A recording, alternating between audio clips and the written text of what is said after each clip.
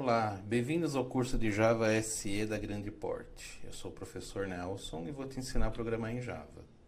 Os tópicos da aula 2 são explicando o HelloWorld.java, que é o programa que fizemos na aula passada, Case Sensitive e Camel Case, que são aplicados na linguagem Java.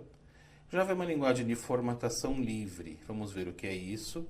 Os tipos de dados utilizados em Java, o que são as variáveis e as constantes. Esse programa que fizemos na aula passada, HelloWorld.java, apesar de muito simples, já tem todos os componentes de um programa em Java. Ele tem a classe principal, que nós estamos chamando de Hello World. Essa classe principal ela é pública e ela está num arquivo .java que tem exatamente o mesmo nome da classe. O conteúdo desta classe está entre esse abre chaves da linha 1 e o fecha chaves da linha 11. O primeiro conteúdo é um comentário de bloco. É um comentário que envolve múltiplas linhas. Esse bloco começa com barra asterisco e termina com asterisco barra. Esse bloco de comentários, ou esse comentário de múltiplas linhas, tem como finalidade explicar o que está sendo feito no programa. No caso, eu escrevi, este é meu primeiro programa Java, ele exibe Hello World no monitor. Lembrando que o programa, quando compilado, gera um arquivo .class, que é executado pela Java Virtual Machine. O primeiro método que a Java Virtual Machine executa é o método main. Nós temos aqui o método main na linha 7. Esse método é público, indicando que o programador tem acesso a esse método. Ele é estático, indicando que ele pode ser executado sem criar objetos. E ele não retorna nenhum valor para a Java Virtual Machine. Esse parênteses que aparece aqui depois do main é a entrada do método. O método recebe como parâmetro um array de strings. Eu sei que é um array por causa desse abre e fecha colchetes. A referência do array é args, mas podia ser qualquer nome. Esse método também tem um abre-chave e um fecha-chave. O conteúdo deste método é um comentário de uma única linha. Observe que o comentário de uma única linha é barra barra e um texto. Tudo que vier depois do barra barra é ignorado pelo compilador da linguagem Java. E a única coisa que esse programa faz é imprimir a frase Hello World no console, no monitor de vídeo no caso. Então, esse é o primeiro programa que nós fizemos na aula passada. Nós vamos utilizar este programa como modelo para os próximos programas que faremos. Java é uma linguagem case sensitive. Você tem que digitar as letras maiúsculas e minúsculas exatamente como elas aparecem nas listagens dos programas deste curso. Você não pode digitar main, tudo maiúsculo, ou println, com a primeira letra P e o L maiúsculo. Você tem que prestar muita atenção como você está escrevendo as palavras. Aqui tem uma historinha em que a moça chama o rapaz. E aí, Derek, como vai? Com D minúsculo. E o rapaz responde, já disse que é Derek, com D maiúsculo, e não Derek, com D minúsculo. E ela brinca, pensando, ele é case sensitive.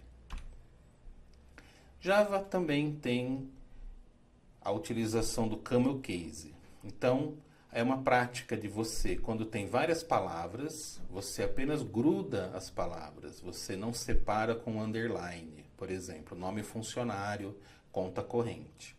A questão aqui é, para poder saber quando termina uma palavra e começa a próxima palavra sempre começará com letra maiúscula. Nome funcionário, funcionário com letra maiúscula.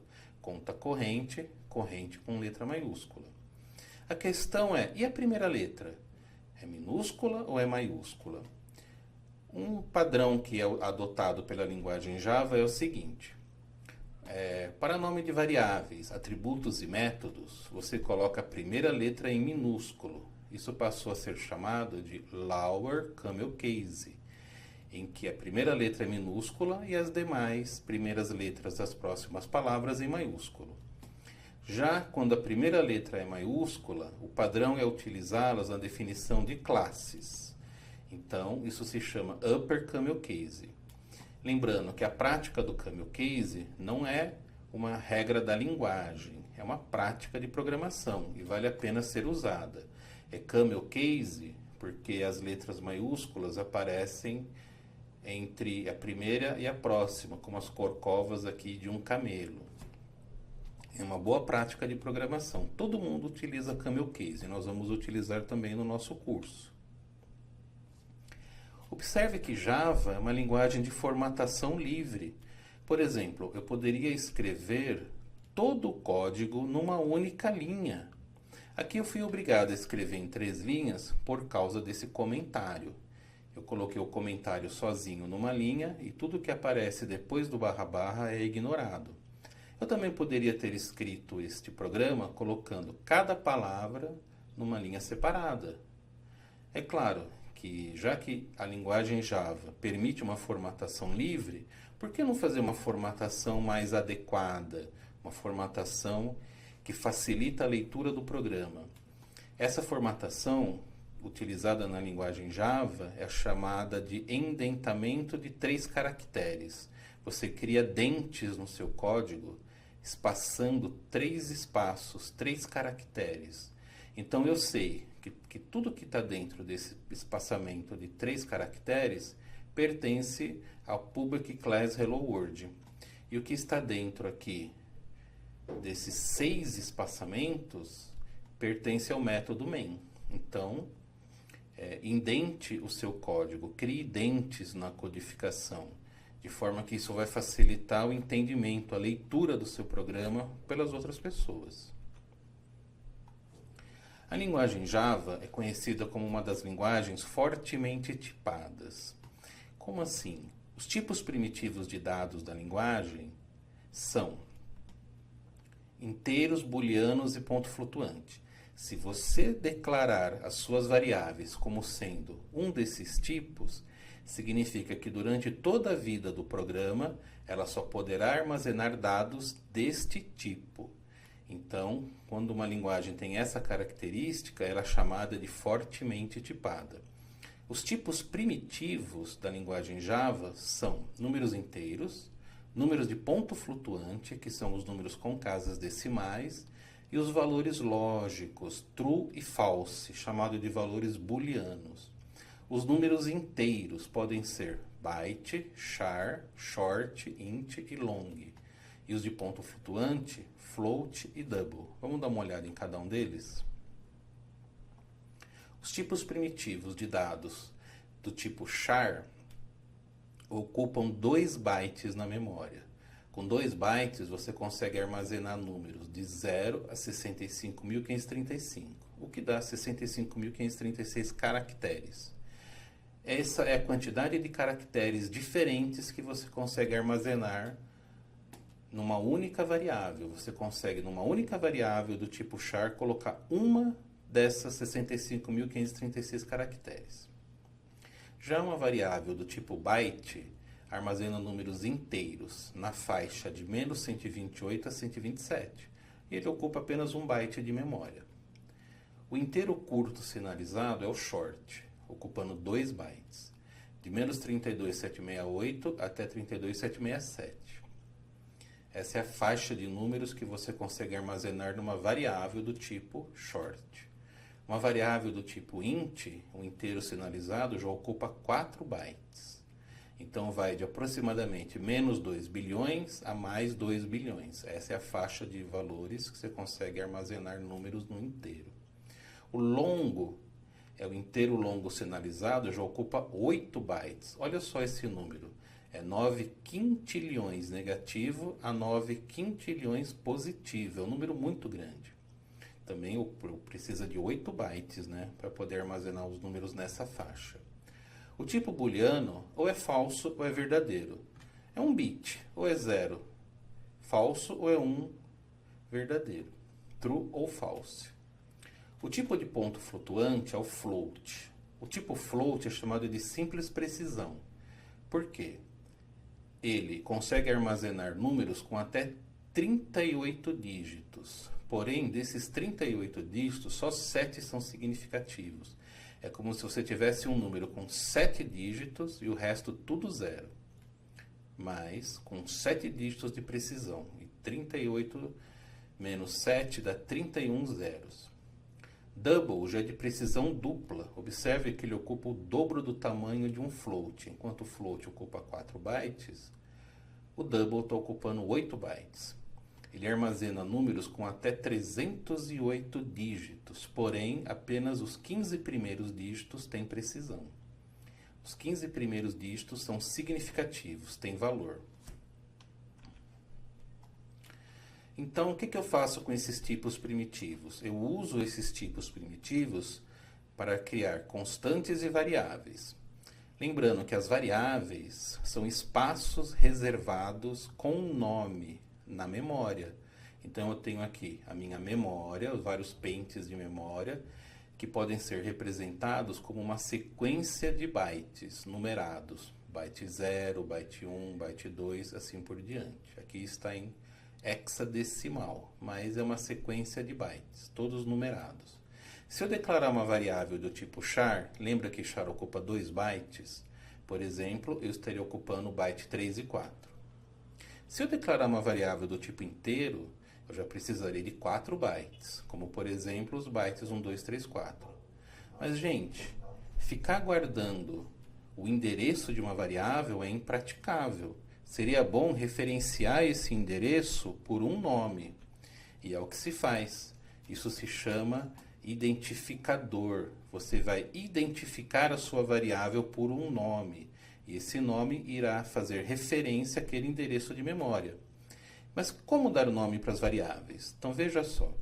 Em Java, as variáveis devem começar por letras, maiúsculo ou minúsculo, de A a Z. Podem também começar por cifrão ou, se você desejar, pode começar até por underscore.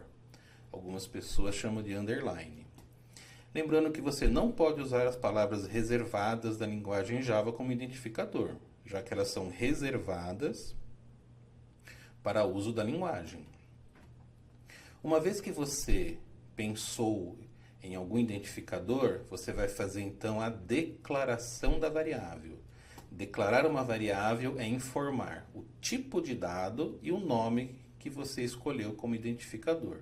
Então, por exemplo, aqui eu tenho int a, a minha variável, cujo identificador é a, armazenará números do tipo inteiro. Eu já sei que essa variável a ocupará na memória 4 bytes. Observe que você termina a declaração com ponto e vírgula. Aqui eu declarei meu número do tipo float. Então, float ocupa 4 bytes. A variável meu número também ocupará 4 bytes na memória. Observe que termina com ponto e vírgula. Você pode declarar várias variáveis de uma vez só, como eu declarei aqui, int a, b, c, separando por ponto e vírgula, separando por vírgula e terminando com ponto e vírgula. Se você desejar, você pode fazer um em cada linha. Aí vai questão de gosto. Quando você cria a sua variável, através dessa declaração, ela vai ter um conteúdo. Esse conteúdo é o que tinha na memória no momento que aquele espaço foi reservado. A gente chama isso de lixo de memória. É um valor que eu não sei qual é, ele é indeterminado. Algumas variáveis, dependendo do uso, é importante, quando você declara a variável, já dar a ela um valor inicial. A esse processo nós chamamos de inicialização. Inicializar é dar à variável um valor inicial. Então, neste exemplo, a variável a está sendo declarada como sendo do tipo inteiro e ela está recebendo o número 0. Então, 0 iniciará um valor da variável. Também você precisa terminar com ponto e vírgula. E as constantes? As constantes também são chamadas de literais. São os valores que você utiliza de forma explícita no seu programa, ou para inicializar variáveis ou em expressões aritméticas. Então, eu, por exemplo, declarei aqui 9 variáveis. Uma variável chamada de var1, do tipo byte. eu coloquei nela o número 5. Esse 5 está entrando nessa variável var1 do tipo byte. Esse 5 é uma constante. A variável var2 está recebendo o número 5, ele é do tipo char. Mas espera aí, char não é para caractere? Então, mas char é do tipo inteiro. Então, o quinto caractere da tabela Unicode será utilizado para representado nessa variável var2. Se você quiser, você pode usar o próprio caractere. O A maiúsculo, por exemplo, é o caractere de número 65. Ele tem que estar entre apóstrofe, né? Algumas pessoas chamam de aspas simples. Então, do tipo char, eu criei a variável var3 e coloquei nela o caractere A. Esse caractere A será traduzido para o número 65 e armazenado na variável var3. Do tipo short, int e long, eu criei as variáveis 4, 5 e 6 e coloquei nelas o número 5. Mas aqui no long, observe, que tem aqui não o número 1, mas sim a letra L minúscula, é o 5L. Se você tentar colocar o número 5, que é um número inteiro, numa variável do tipo long, o compilador vai reclamar, dizendo que não pode converter de inteiro para longo. Então você tem que dizer que esse 5 não é inteiro, é um longo. Em Java, todo número que não tem nenhum símbolo do lado é considerado int, inteiro. O longo tem um símbolo especial aqui, ó, a letra L. Booleano var7 foi colocado true, valor verdadeiro, mas podia também ser falso. Esse true é uma constante. Do tipo float, eu coloquei na variável var8 o número 5.0. Mas para que serve esse f? É o mesmo caso do L aqui. Por exemplo, na variável var9 do tipo double, eu pus o número 5.0. Esse 5 é uma constante numérica de ponto flutuante e, por default, ela é double. Se eu quiser fazer uma variável de ponto flutuante que seja do tipo float, você tem que indicar com esse fzinho aqui. Logo na sequência, nós estamos imprimindo o conteúdo da variável 5, que é o número 5, adicionado com o número 10. Esse 10 é uma constante, no caso é um número inteiro. Ok? Então, com o passar das aulas, você vai compreender cada vez mais essa tipagem forte da linguagem Java e como utilizá-la. Lembre-se, leia a apostila desta aula, lá tem muito mais detalhes desses tópicos que eu expliquei aqui, faça os exercícios propostos e assista às próximas aulas. Lembre-se de contar para os seus amigos sobre as nossas aulas. Estude e até mais!